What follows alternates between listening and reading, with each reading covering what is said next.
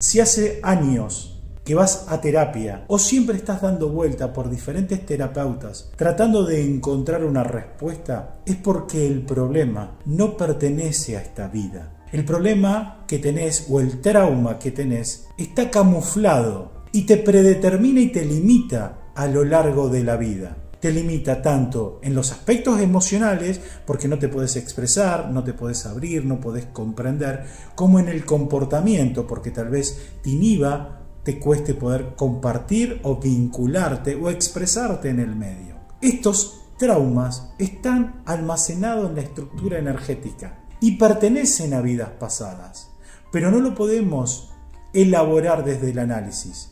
Por eso es necesario borrarlos. Y cuando borramos estos aprendizajes, nos liberamos en la vida.